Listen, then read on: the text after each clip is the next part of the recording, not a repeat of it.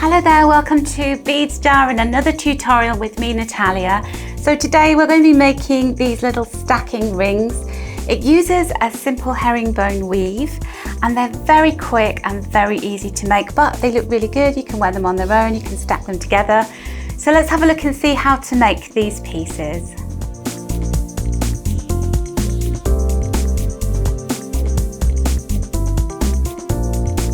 So here is what you will need to make one of these beautiful herringbone weave rings. So I have done them in 3 different colours, so choose the colour that you like or make it with all 3. So we have galvanised silver Miyuki seed beads, and these are size 8.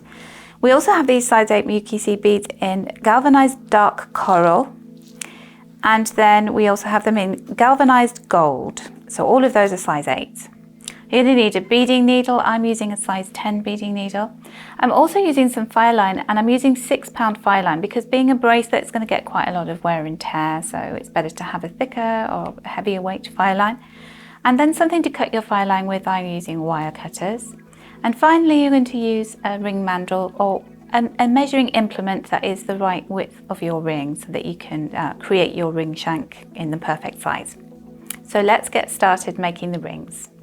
The first thing you'll need to do is to thread your needle with your fire line, and I have used 1/2 meter of fire line on this needle. And then I'm going to take a stop bead. So I'm going to be creating a ring in these galvanized gold coloured size 8 seed beads. So I'm using the galvanized dark coral colour as a stop bead so I can see the difference. So just pulling that down to the end of my thread. Need to leave a really good length of tail on that, so I'm leaving about 10 centimeters. So I'm just going to come up again with my needle and just to hold that in place while I make the ring. And the reason why I'm leaving a long tail is I want to make sure that I've got enough of the thread to be able to go back through and secure the ring when we get to the end. And we'll be able to slide that off at the end.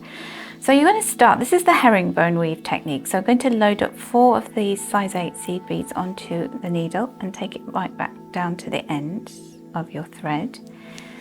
And then I'm going to take my needle through the bottom bead there. So I'm just taking it down through that very last bead. And then pull it tight, and you'll see what happens is you get almost like a little square happening with those beads. I'm just going to turn them over.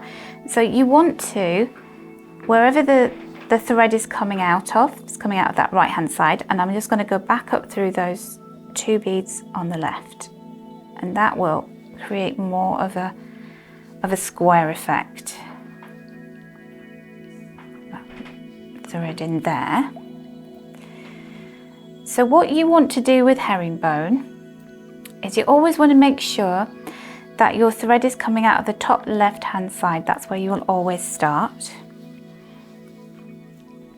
And then you always load on 2 more of the beads, 2 more of the 8/0s, and you take them down through the first right hand bead, pull your thread through,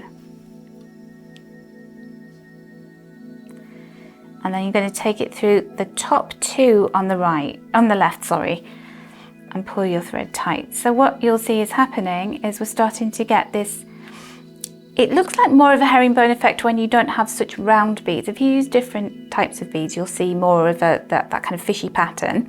But at the moment, what you're seeing is 2 perfect rows aligning with one another. So I'm going to do that again. I'm just going to bring 2 more beads in. I'll do it a couple more times so you can just see the effect, and you're creating this very, very lovely row of beads. So it's going down through the top bead on the right hand side, and then your needle needs to go back up through the 2 beads on the left. And all the time what you're going to do is you need to get the tension right on this. So you need to be, just get my tail thread out of the way.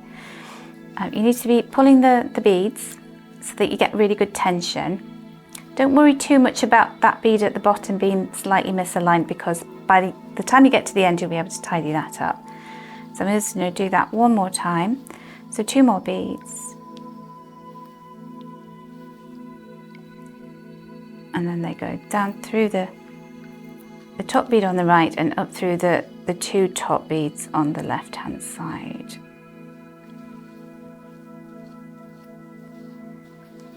And then you keep creating rows following that pattern until you have the length of the ring shank that you need. So I've got, this is my herringbone weave that I did earlier on.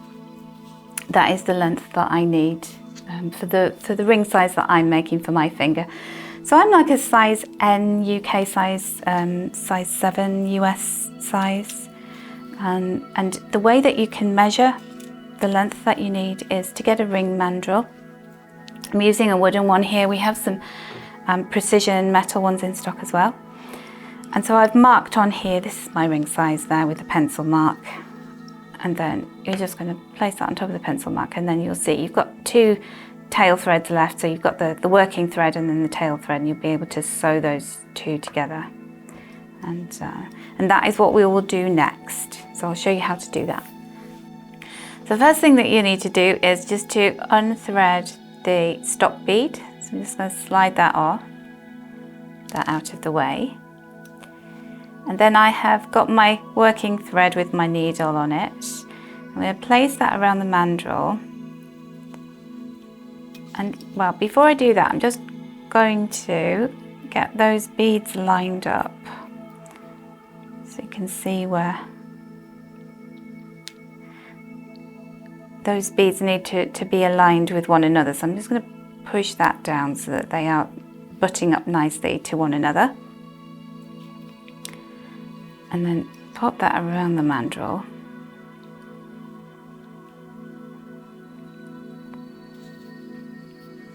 Just get my working thread. And the reason why it's really great to use the mandrel for this is because it just gives you something that you can lean against rather than the ring flopping around everywhere. So my working thread is coming out of the top left hand bead. I'm going to take it up into the first two beads on the other side of the ring, and I'm just going to pull my thread through and get that really tight. And then I'm going to go across. So you can see I'm coming out here. I'm going to go across there and back down into those two beads on the right. Make sure that your thread doesn't get stuck on your mandrel. Okay. And then I'm going to take my thread down across the gap, the bridge, and take it down to the next two beads. So we're sewing the two halves of the ring together. And just ignore your tail thread for a moment. So you're going to go back across to the left hand side and then back down and go all the way down to the two beads on the opposite side. Back across.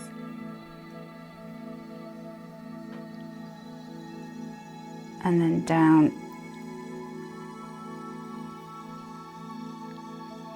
to that, as far as probably about 4 or 5 beads in. And then across again. So I'm just going to go up into the bead on the left.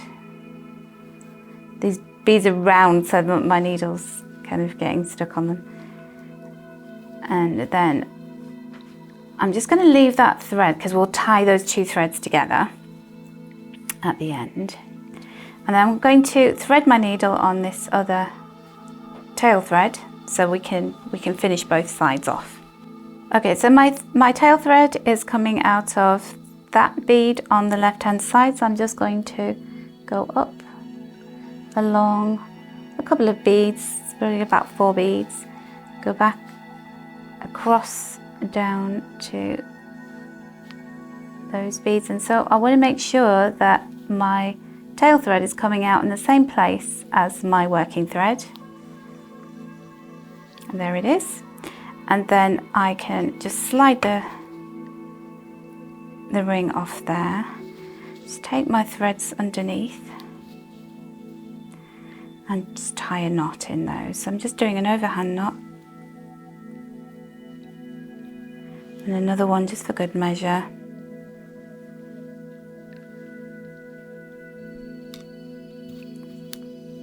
And then I can snip those stray threads off, or I can zap them with my thread zapper. If you've got a thread zapper, you can do that. You can get it really close to the edge there. And that is your ring. So I'll just put that on and show you. The great thing about making seed bead rings is that they are really easy and lightweight to wear. So you can see how nice that looks on.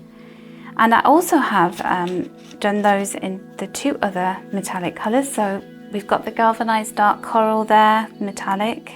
It's not so shiny, it's more like a matte finish, but it has a really lovely luster about it. And then the shiny galvanized silver as well. So you could wear them together. You could alternate the colours when you're doing the herringbone stitch. That's another option for you. But I hope you've enjoyed seeing the different colour ways that I've done those in, and you choose your own because we have a myriad of different beads available to you. Thank you for joining us today. I hope you've enjoyed the video, and I hope you'll have your inspiration for making your own rings using this very simple herringbone technique. Don't forget to like, share, subscribe to our channel, and leave a comment if you've enjoyed the video. If you'd like to leave some feedback, we always love to hear from you. And I hope to catch up with you very soon with some more interesting tutorials and jewellery making fun. Bye for now.